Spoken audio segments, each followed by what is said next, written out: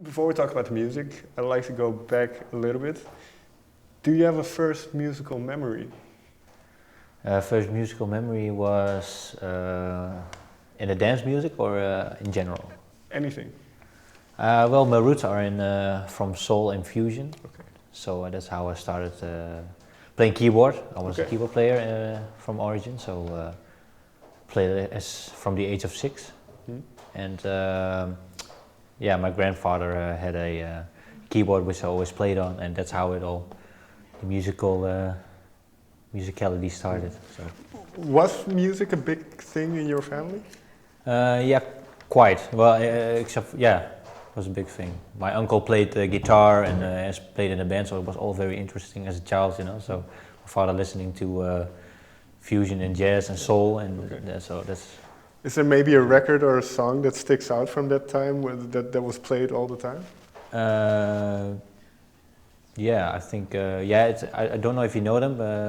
It's called Ritenour. He's an English guitar player, and he has a in the scene a few very he has a few gems. So I don't know if you know him. I don't. I don't know. So. Yeah. And well, so you start playing keyboard. What did you get out of it? What did playing music do for you? I don't know. It was like an energy outlet, you know, to express your I don't know, your emotions. I don't know. It just feels good to play and to want to learn more or to listen to other tracks and then play it, you know. So And you say there was a lot of jazz fusion playing and then soul. When for you did the electronic element come in?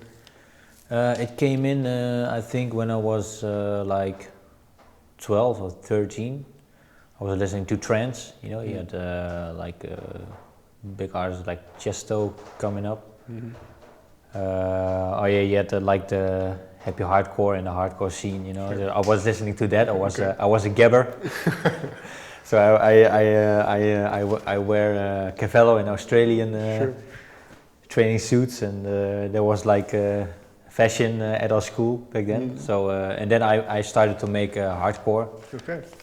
in my bedroom, and that's how the whole music producing started, to make music with Fast Tracker. It's like a MS-DOS program back then, and then came I started to make trance and a little bit breakbeat. I was listening to Prodigy, Okay. Chemical Brothers, I think. Yeah. And then if you look back at the beginning of when you started producing music, what do you hear now? Do you still have some of those files on your computer, maybe, or? Somewhere on a CD or cassette, somewhere in a box, you know, with you get lost with the movement when you move out or something. So it's somewhere in a box sitting. But could you hear certain things of where it was going, where kind of you are now, where like the beginnings of certain things? Yeah, I think. Well, my first house track was in 2009. House became popular again, and before that I was making breakbeat or I don't know, two-step, or what do you have, a little bit garage two-step. So I started making house music from 2009. Then I thought, okay, I want to do that, and yeah, I released a few tracks at a label, local label. Okay. He has now pretty big tracks as well, so he grew. Okay. Maybe I meet him here in Amsterdam Dance Event, but you never know. Yeah, you never know. But yeah, that's how it started with the house music. What was the first house track that you were proud of that you created? That you thought, well, now I have a good song?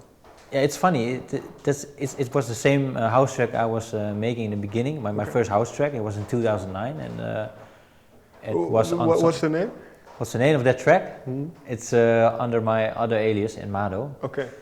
And it's called Sun Shines Over You, and it was put on other compilations, like Summer Dance, Mega Dance or something like that. I don't know, something like that. And Yeah, that's something you're proud of if it appears on a compilation or something, or get played on the radio.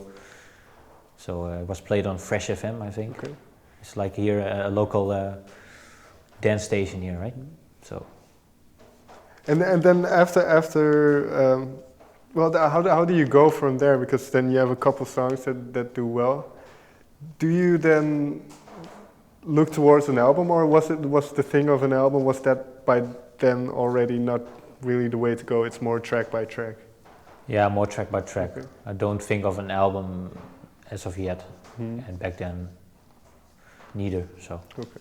And well, in the last 5, maybe even more, 10 years, electronic music has really grown. And how do you, amongst all that is out there, how do you separate yourself from the rest? Is that a difficult thing to do? I think it's difficult if you think about it. If you just, I try just to make music or what I feel at that moment, then afterwards you think, hey, maybe it sounds like this and this and that, but you can never be very original. You're always influenced by someone. So you're never completely original, never. I don't believe that. Any artist who does art is always influenced by other artists. So that's how I embrace it. And people should do too, I think. That's how it works, I think. So when you create a new song, is what you are listening to on your iPod or maybe at home, does that influence the way a track turns out? Yeah, I think so. I listen to a lot of radio, always in the car. I never put on CDs or something. I always listen to radio. And then you hear something, you pick something up, and that's how I get influence, I think. So and they say, hey, that's cool. Maybe I can flip it around and do my own twist, and or maybe I can take that sample. Or I love samples, to use samples. But I love the old school vibe, to bring back memories, nostalgia, what I felt back in the day when I was a child. So yeah, that's what I love to do. Is this the reason you worked on a track with Crisscross quite recently? Because they have this, they try to get the sounds of the 90s and that kind of stuff. Yeah, when I got the vocal from Crisscross, it was immediately like the vibe from the 90s R&B of beginning of 2000. Sure. So I immediately felt like in the break to do like some kind of Destiny's Child beat. So I immediately thought about Bills, Bills, Bills. Okay. There was a beat in it, and I translated to the break. So and maybe with some old school chords as well. And if you look back, because you say you're more from a soul funk background, that's how it started. Yeah. So do you get influenced by anything? Is it a lot of soul and that kind of music that still influences you, or is it more EDM now? No, I think now still soul, because you had a trend a few years ago to everybody was doing progressive and EDM, so I went with the trend under Enmado as well. And but now with Joe Stone I can be more, I think, myself, back to my roots and soulful influences like chords and doing progressive chords and that kind of stuff. So yeah, I feel right at home of what I'm doing now. So is this why you kind of dropped that name and started Joe Stone, to have more freedom? Yeah, I wanted to start all over with a new name, and Spinner Records wanted it as well. So but why did you want to start over? I don't know, because it's a new sound. It was the first. The Party was the first track which I did with the more soulful vibes. And yeah, so that's why. Completely new sound, completely new image. I don't know how you call it. Okay. New name. Sure. And then finally, one of your latest tracks, Freak. How did that start? It started with the guys from Dazer. Okay. It's a new dance act, and they are Daniel Elmebius and Sergio Popkin. Yeah, so they had an idea with the vocal, and then they wanted to work together, and then I add some chords and some to flip it around. They had an idea lying around, and and it turned out really great, I think. And Which it is now. were you in the studio together, or was this online? It was online. Okay. They have it all online. You know how it goes these days. Everything can go via Skype or email. Mm-hmm. So yeah, that's how it went. Is that an easy thing to do, to work that way? It's not hard for me. Okay. Because it's all very fast. You know, Mm-hmm. you come back and forth, or you can go on Skype, or maybe not. Yeah, but in the end, nothing beats working in the studio together, of course. But it works for me. It works for me, I think. Yeah. Finally, what are you working on now? I have some remixes coming up as well. Okay.